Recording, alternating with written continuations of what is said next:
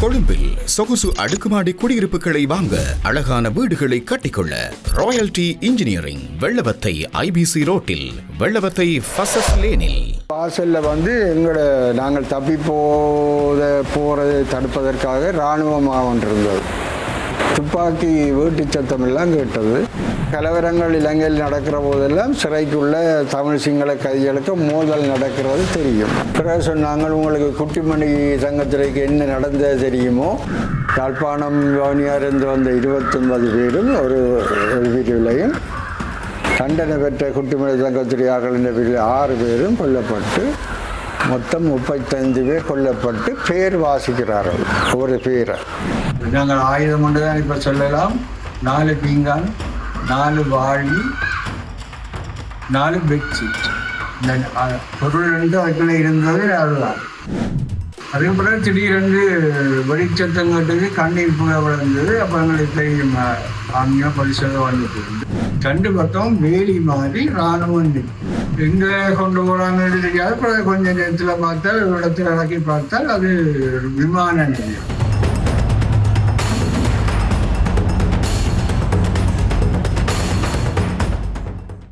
அந்த விழிக்கடை சிறைச்சாலை செப்பல் பில்டிங்னு சொல்லுவார்கள். ஒரு குடிசு வடிவம். அந்த ஒவ்வொரு பக்கத்துக்கும் ஏபிசிடி என்று பெயர் கொடுக்கப்பட்டிருக்கும். அதில் சி என்ற பிரிவில் நாங்கள் 28 பேர். இன்னொரு பகுதியில் 29 இளைஞர்கள், இன்னொரு பகுதியில் 6 பேர் இந்த தண்டனை பெற்ற கைதிகள். இப்படித்தான் அங்கே சிறை வைக்கப்பட்டிருந்த. எங்களுடைய இடம் தரைப்பகுதி. அதுக்கு மேலே 2 மாடியில் தண்டனை பெற்ற கைதிகள் வைக்கப்பட்டிருந்தார்கள். கிட்டத்தட்ட 2000 பேர் மட்டும் வைக்கப்பட்டிருந்தார்கள். 24ஆம் தேதி பின்னேறம்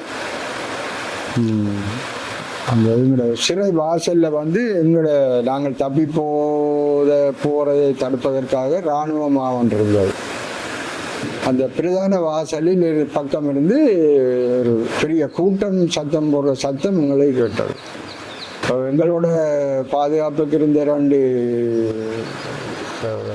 சிறைச்சாலை காவலர்கள் அவர்கள் என்ன நடக்குது என்று சொல்லவில்லை, தங்களுக்கும் தெரியவில்லை என்று சொல்லிக் கொண்டிருந்தார்கள். அது ஒரு அரை மணித்தாலும் மட்டும் அந்த சத்தம் கேட்டு பிறகு துப்பாக்கி வீட்டு சத்தம் எல்லாம் கேட்டது. அதுக்கு பிறகு சத்தம் அடங்கிவிட்டது. இது சாயந்தரம் ஒரு 4-5 மணி 6 மணி அப்படி நடந்திருக்கும். அதுக்கு பிறகுதான் சிறை காவலர்கள் சொன்னார்கள், இப்படி யாழ்ப்பாணத்தில் கொல்லப்பட்ட இராணுவத்தினுடைய உடல் பக்கத்தில் இருந்த கணத்தை கொண்டு வரப்பட்ட வேண்டும். அதற்கு கூடின மக்கள் கோபத்தில் எங்களை கொள்றதுக்கு சிறைக்கு வந்த வேண்டும். அதை இராணுவம் துப்பாக்கி ஓட்டி தீர்த்து விரட்டி விட்டதுன்னு சொல்லப்பட்டது. பழமையாகவே இந்த கலவரங்கள் இலங்கையில் நடக்கிற போதெல்லாம் சிறைக்குள்ள தமிழ் சிங்கள கைதிகளுக்கு மோதல் நடக்கிறது தெரியும். அப்படி ஒரு மோதல் வரம் என்று சொல்லி எங்களுக்கு இன்னும் அதிக பயம் ஏற்பட்டிருந்தது.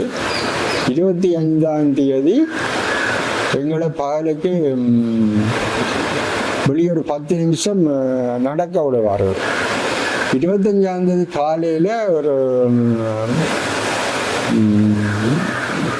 தோழர், அவர் நவரண்ய சிங்கம் என்று பெயர், அவரோட சிங்கள பெண்ணை மணந்தவர், கிளிநொச்சி, அவரோட சிற்ப கலைஞர். அவர் புலட் இயக்கம் சார்பாக கைது செய்யப்பட்டிருந்தார். அவருடைய ஒரு வழக்கு தவணைக்காக அவரை காலையில் அழைத்து சென்றிருந்தார்.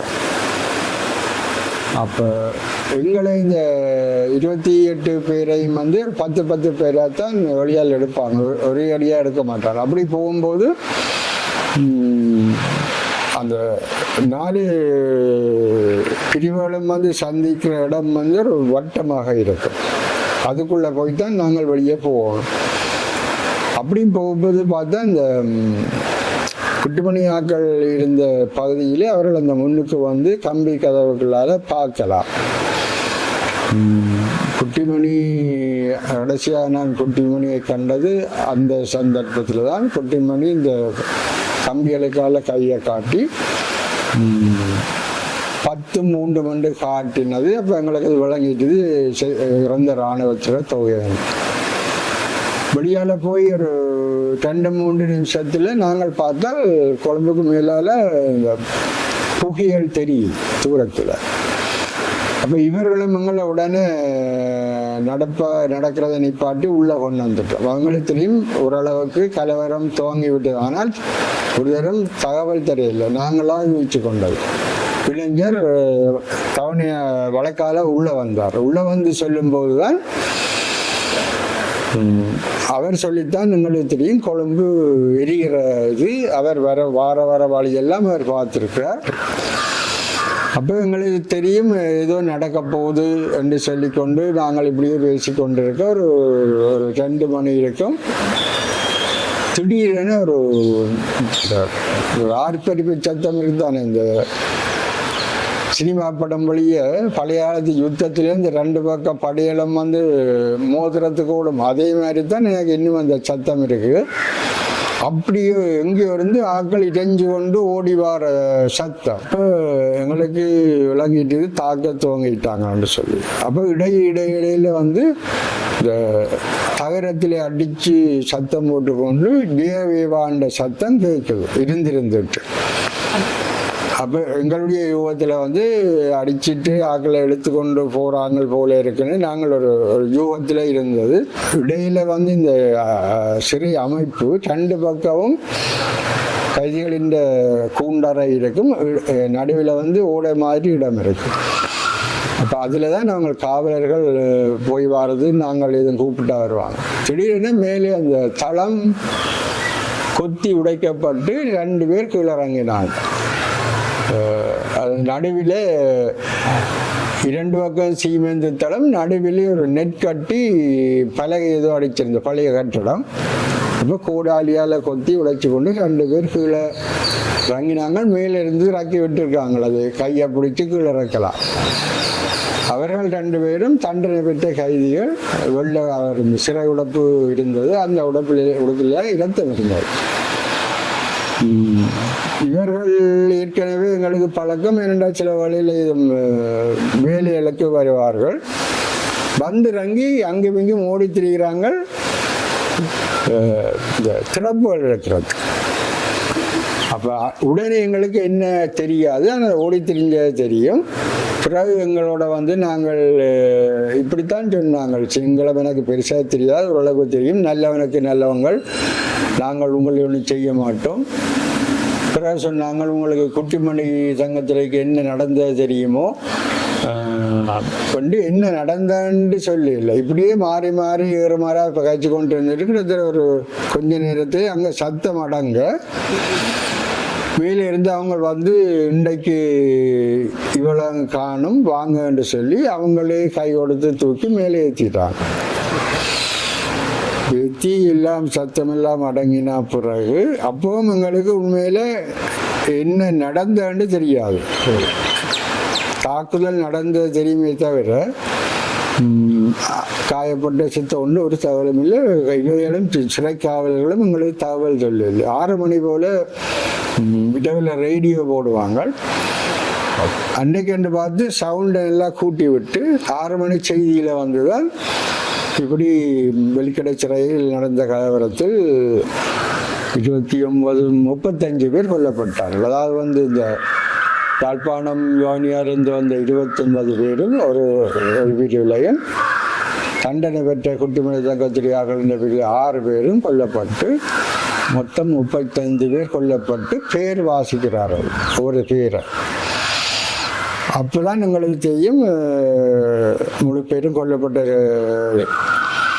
அதுக்கு பிறகு இரவு முழுக்க எங்களுக்கு நித்திர வரையில் அப்போ அவரை கதை சத்தம் போட்டு காய்த்தால் இப்படி தாங்கள் கண்டது இப்படி உடம்பெல்லாத்தையும் இழுத்து கொண்டு போய் அந்த வெளியால் ஒரு சிலருக்கு பின்னாடி ஒரு சின்ன ஜன்னலுக்குள்ளார அந்த வாசலிருந்து வர வழி தெரியும். அதில் ஒரு சின்ன கோயில் மரம் எல்லாம் இருந்தது. அந்த இடத்துல கொண்டு உடல்களை போட்டது சிலர் கண்டிருக்கிறோம். அப்போ அந்த கதைகளை பேசிக்கொண்டு இருக்க அப்போ எங்களுக்கு ஒரு விதமான பாதுகாப்பும் இல்லையே. அப்போ அன்றைக்கு நின்றாலும் அடுத்த நாளும் எதுவும் நடக்கும் என்று தான் எங்களுக்கு யோசனை. அதுக்கு பிறகு அடுத்த நாள் 26ஆம் தேதி ஜூலை 25 26ஆம் தேதி விசாரணைக்கு போலீஸும் நீதிபதிமாரும் வந்து எங்களை எல்லாரையும் தனித்தனி எடுத்து விசாரணை செய்திச்சிடும். அப்போ அவரவர் கண்டது கேட்டது எல்லாத்தையும் சொல்லி பாதுகாப்பு தான் நாங்கள் கேட்டுறோம். எங்களுக்கு இங்கே இருக்க பயமாக இருக்குது, அப்போ ஏற்பாடு செய்கிறோம்னு சொல்லிட்டு அப்போ நாங்கள் அந்த விசாரணைக்கு வெளியால் அந்த லொபியில் தான் எல்லா இடமும் சுவர் முழுக்கும் ரத்தங்களை பார்க்கக்கூடியதாக இருந்தது. ஏனென்றால் அந்த செக்ஷனுக்காக எடுத்து கொண்டு வந்து இந்த இது வழியை போட்டு தான் எடுத்து கொண்டு போயிருக்கிறான். அப்போ அவர் சொன்னார்கள் நாங்கள் ஏற்பாடு செய்கிறோம்னு சொல்லிட்டு போயிட்டேன். 26ஆம் தேதி இரவு ஒரு சாமம் போல சிறை காவலர்கள் வந்து அப்போ இரவு காவலர்கள் வந்து சொல்லலும் உங்களுக்கு ஒன்று நடக்காது, அந்த கரெக்டாக சுற்றி மதில் இருக்குது, உங்கள்கிட்ட துவக்கம் இல்லாமல் இருக்குது, உங்களுக்கு ஒன்றும் விட மாட்டோம்னு சொல்லிக்கு எங்களுக்கு உள்ளுக்கு எல்லாரும் சேர்ந்து கொல்ல போகிறாங்கன்ற இதுதான் உள்ளுக்கு சிந்தனை ஓடிச்சுது. அதே மாதிரி அந்த 2 மணி போல் அந்த சத்தம் அந்த ஒவ்வொரு இரைச்சலோடு வந்தாங்க. அலியூர் சிறை காவலர்களோடு பேசி கொண்டிருந்தவர் அவர் அவங்க சத்தம் போட்டுக்கொண்டு அந்த மதிலேறி பாயிறாங்கன்னு சொன்னாங்க. அப்போ இவர் காவலர் வெளியே போயிட்டார். வெளியே போய் பின்னாடி கேள்விப்பட்டேன் இவர் கையில் இந்த திறப்பை அவங்க பறிச்சாங்களோ இவர் ஒன்றும் செய்யலாது வந்து அந்த நடுவில் உள்ள அந்த ஓடை கதவை அது திறந்து தான் பிறகு உள்ளுக்கு வந்து கூண்டு அறையோட திறக்குவாங்க. இப்போ எங்களைத்தையும் இவங்க திறப்பவர்கள் தான் வந்து திறப்பாங்க. அப்போ நாங்கள் என்ன செய்வோம் என்றால் எங்கள்கிட்ட இந்த பொருள் நாங்கள் ஆயுதம் ஒன்று தான் இப்போ சொல்லலாம், 4 பீங்கான், 4 வாழி, 4 பெட்ஷீட், இந்த பொருள் வந்து அதுக்குள்ளே இருந்தது அதுதான். அப்போ நாங்கள் ஏற்கனவே திட்டமிட்டபடி இவங்க அந்த இதை திறந்து கொண்டு எங்களுக்கு முன் பூண்டறையை திறந்து சுத்தவரன் என்று எனக்கு தோணும் அந்த காட்சி, சுத்தவரன் என்று அவர்களை அடித்து 3 பேரையும் அடித்து அவர்கள் நிலமட்டத்தை விழுகிறதெல்லாம் தெரியும். அதே நேரம் சிறப்போடு வாராங்க. எங்களை இந்த கட்டிடத்தில் வந்து இந்த கதவு பூட்டி பூட்டி இருக்கு. ஆனால் கதவு பூண்டுக்கு உள்ள தள்ளித்தான் விலகணும். இப்போ நீங்கள் வெளியால திறந்து போட்டு இல்லை வெளியே திறக்க வரும். பழைய இதில் வந்து கதவு உள்ள தள்ளுறது, இது வெளியே இழுக்கிறது. அப்போ எங்களுக்கு தெரியும் நாங்கள் இழுத்து பிடிக்கலாம் தாங்க. அப்போ அப்படி எதுவும் செய்யலாமண்டி இவங்க திறப்போட வரைக்கு நாங்கள் என்ன செய்தோம், உங்களுக்கு இந்த வாளி வழியை சாப்பிட்டுட்டு தண்ணி எல்லாம் இருந்தது. இதுக்கண்டே நாங்கள் சாப்பிட்டுட்டு அந்த தண்ணியை ஊற்றாங்க வச்சிருந்தது. இவங்க அங்கால கொஞ்சம் பேர் இங்கால கொஞ்சம் பேர் வரைக்கு கூண்டல இதை கம்பி தானே அதுக்குள்ள தண்ணியால் ஆட்களுக்கு எத்தினோம். எத்த முன்னுக்கு வந்தவங்க 2 பேர் வலிக்க விழுந்துட்டாங்க. அது புது கட்டிடம் சீமெந்து தர வலிக்க விழுந்தா போல அவங்களுக்கு அது ஒரு பயங்கரமான எதிர்பாராத ஒரு அதிர்ச்சி மாதிரி இருந்தது. ஏனென்றால் விழுந்து போனாங்க. அப்போ அவங்க கொஞ்சம் அவங்களுக்கு போய் அந்த முன்னுக்கும் சிறப்பு கொண்டு வந்து இந்த விமான கடத்தலில் கைதாகி போயிருந்த அந்த எக்கபாலா நம்ம பெயரும் அவன் தான் அந்த முன்னுக்கு நின்றது. அப்போ எங்களையும் திறக்கிறதுக்கு பயம், திறப்பை போட்டு திறக்கிறது பயம். ஏன்னா நாங்கள் 4 பேரும் கொஞ்சம் பேய் மாறித்தான் கெட்ட வார்த்தைகளை பாதித்து கொண்டு, அவன் சிங்களம் தெரியும், அவன் சிங்களத்தை நாங்கள் தமிழில் பீங்கானாலாம் கம்பியெல்லாம் அடித்து கொண்டு பேய் மாறித்தான் நாங்கள் நின்றோம். அதனாலே அவங்க அந்த அப்போ கையில் கம்பிகள் கோடாலியெல்லாம் இருக்கிறப்ப நான் சத்தம் போட்டு கோடாலிகளை கொத்த போடுறாங்கன்னு சொல்லிட்டு கொத்திட்டாங்க, 8 கொத்திட்டாங்க. கொத்தி கூட்டு உடைஞ்சு விழுந்துருச்சு. ஆனால் ஒரு அரை மணிக்காலத்துக்கு மேலே அவங்க உழவு பேர் நின்றும் ஒருத்தன் வந்து அந்த கம்பியில் பிடிச்சி கதவை இழுக்கிறதுக்கு துணிங்க இல்லை. இழுத்துருந்தால் நான் 2 கையில் இருக்க மாட்டேன்.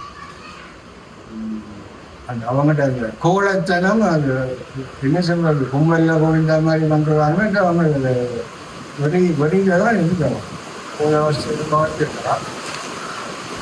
ஆனால் அவங்களோட பயம் தான் அதில் எங்களை காப்பாற்றினது. இப்படியே எல்லா இடத்துலையும் போய் இந்த பக்கத்தில் எனக்கு பார்க்கக்கூடிய இருந்து லக்ஷ்மணந்தா இருந்த கூண்டரை அதில் 3 பேர். அவர்களும் உங்களை மாதிரி தான் அந்த கதவை திறக்கொள்ளாமல் பெட்ஷீட்டை போட்டு போராடினபடியால் அதில் அவங்களோட பெரிய கீழர் மாதிரி கம்பியை கொண்டாந்து இந்த கூண்டு கதவுக்கும் நிலைக்கு முடிய போட்டுட்டு கிட்ட போக பயத்தில் இப்படியே தழுப்புறாங்க. அப்போ கதவை திறக்குது. பிறகு அவர் 3 பேரும் இழுக்க கதவை போட்டு இப்படித்தான் அந்த ஒரு அருமாத்தியாலும் போராட்டம் நடந்தார். அதுக்கு பிறகு திடீரென்று வெளிச்சத்தம் கட்டுது, கண்ணீர் புகை விழுந்தது. அப்போ எங்களுக்கு தெரியும் ஆமியா பரிசோதனை வந்துட்டு. அதோட இவங்க கொஞ்சம் பேர் வழியாலே கொஞ்சம் பேர் இந்தால குளிக்கிற தொழில் இந்த பக்கம் போயிட்டாங்க. பிறகு இராணுவம் உடனே வரே இல்லை.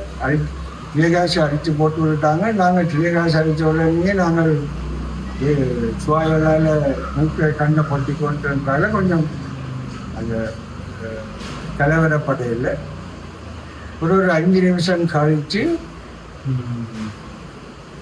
தான் உள்ளே வந்தாங்க. இராணுவம் உள்ளே வந்தாங்க. அப்போ நாங்கள் சொன்னோம் இப்படி கொஞ்சம் பேர் உள்ளே இருக்கிறாங்கன்னு அவங்கள போய் வெளியால் கூட்டு கொண்டு விட்டுட்டாங்க.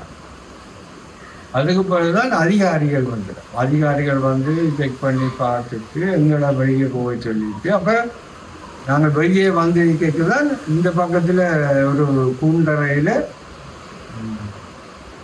கடந்தன் ராஜன் தக்தஸ்ரீ என்று அவர்களும் புரட்டார்கள். கடந்தன் ராஜனுக்கு ஒரு தடி இருந்தது. அப்படி அவரை கைது செய்யும்போது சுடுபட்டு பிடிபட்ட வழியாக நடக்க மாட்டார் என்று அவருக்கு ஒரு தடி ஊண்டி நடக்க தடி கொண்டிருக்கணும். அவர்கள் அந்த தடியை 3ஆக உடைச்சு போட்டு இவங்க இந்த கிட்ட வராமல் கம்பிகளுக்கெல்லாம் எங்களை மாதிரி ஃபைட் பண்ணபடியாக அங்கேயும் இவங்க திறக்க போட்டு திறக்காமல் கோடாளியால் கொத்தி கூட்டு உடைஞ்சு. ஆனால் அந்த கதவும் அந்த நிலையும் இரும்பு இறுகி போச்சு. அப்போ அவங்க பிடிச்சி இழுக்க இல்லை, இழுத்திருந்தாலும் திறந்திருக்கலாம். பிறகு அதிகாரிகள் வந்து போய் அவங்கள திறக்கிறது கதவை திறக்கிறது. அதுபோல பார்த்தா தாக்குதல் பட்டவர்கள் செத்தவர்கள் அரவாசிகளோடு எல்லாம் அந்த அரைக்கூண்டுகள் இந்த ஓடையிலெல்லாம் இருக்கணும். அவர்களை எல்லாரும் நாங்கள் தான் தூக்கிக்கொண்டு அந்த வெளியால் முத்தமாரியங்கள் வச்சது. அதுக்கப்புறம் எங்களை அதில் தப்பினாக்களை ஜீப்பை நிறுத்தி கொண்டு வெளியால் வரிக்க தான் பார்த்தா அந்த 2 பக்கம் வேலி மாதிரி இராணுவம் நிற்குது. இடப்பக்கம் பார்த்தால் அந்த ஒரு இந்த நெட் அடித்த ஒரு கட்டிடம், அது என்னென்ன தெரியல, சாப்பாட்டு அல்லது அது முழுக்க இந்த கைகளை வச்சு பூட்டிட்டு அவங்க வந்து தாக்கினாலும் வந்து பாதுகாப்புக்காக இராணுவம் நிற்குது. அப்படியே இந்த வாசன் மட்டும் கொண்டு வந்து ஜீப்பில் எங்களை இறக்கினாங்க. அங்கே இறக்கினால் அங்கே இந்த கொல்லப்பட்ட உடல்களையும் அங்கே கொண்டு போடுறாங்க. அப்போ அதிலே அந்த கொல்லப்பட்ட பகுதியிலேருந்து சத்தம் வருது. சிங்களத்தில் மாத்தியா எங்களை ஆஸ்பத்திரிக்கு அனுப்ப ஆரண்டு பார்த்தா அந்த ஜோகராஜா பக்கத்தில் சிவகுமாரன்னு சொல்லி ரத்னத்தோட சேர்ந்து குடிபெற்றது கொத்துவில் சம்பவம் ஒன்றில் அவருக்கு வாயால் இந்த நூரை தரணும்.